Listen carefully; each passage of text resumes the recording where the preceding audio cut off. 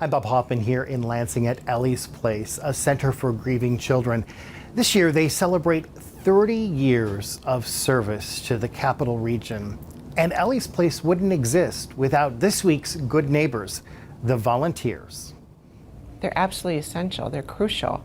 You know, we have over 30,000 hours of volunteer time every year. Ellie's Place Executive Director Christine Kunert is passionate when talking about the 300 plus active volunteers who help make Ellie's Place, a center for grieving children and families, a success.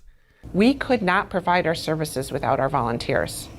Every night, Monday, Tuesday, Wednesday, Thursday, when we have program here, just in those nights alone, there are 25 to 35 volunteers who are giving 3 to 4 hours each week. The mission of Ellie's Place is to provide a safe atmosphere for children to begin the healing process following the death of a family member or friend. It sounds very odd to say, but this wing is magical.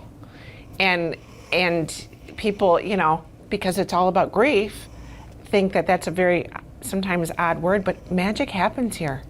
Magic happens. People find some peace. Leah Ann Shearer has been an Ellie's Place volunteer for more than 11 years. She says she gives her time because she doesn't want any child to experience what she went through as a young girl. In 1973, my mother died from injuries she sustained from a car accident. No one showed us how to mourn. My brother and I, he was 5, I was 7. It was a very difficult time for us. We went through a lot of changes. My father remarried the next year, started a new stepmom, new sister, new school, new neighborhood. A lot of changes for an 8-year-old. And as I was just telling them, I took on an adult role at 8 years old. When I heard about Ellie's Place, I knew that's the place I needed to be. So although I can't take away the grief that the children are going through, I can at least help them to transition through it better than what I did when I was that age. 20-year-old Max Kunert attended Ellie's Place as a child after a drunk driver killed his father. Max says at the time he was angry and headed down a path of destruction until he started attending Ellie's Place. Today he volunteers as a grief facilitator and feels like he's giving back to a program that helped him.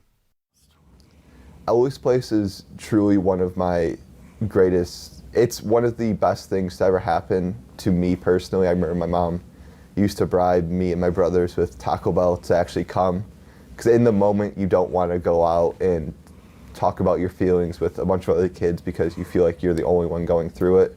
But looking back at it, it's been the greatest decision that she's ever made for me. Ellie's Place trains volunteers to help out with everything from facilitating ongoing peer support groups for both children and their parents to helping out with the annual Ellie's Place Run Walk fundraiser. Their mission, I guess, speaks to me personally because there's that opportunity to help families and help those kids resolve that grief so that they can, you know, live productive lives moving forward. And I want that for my kids, so I think that that's something, a good mission to give back to. We wanted to recognize our Ellie's Place volunteers as good neighbors because we really couldn't do what we do without all of them. We really rely on their compassion and their dedication to our mission of providing grief support to children here in our community. This week's good neighbors are all the Ellie's Place volunteers who for the last 30 years have helped to provide a safe atmosphere for children healing following the death of a loved one. If you'd like more information on becoming an Ellie's Place volunteer, visit our website, fox47news.com/goodneighbors.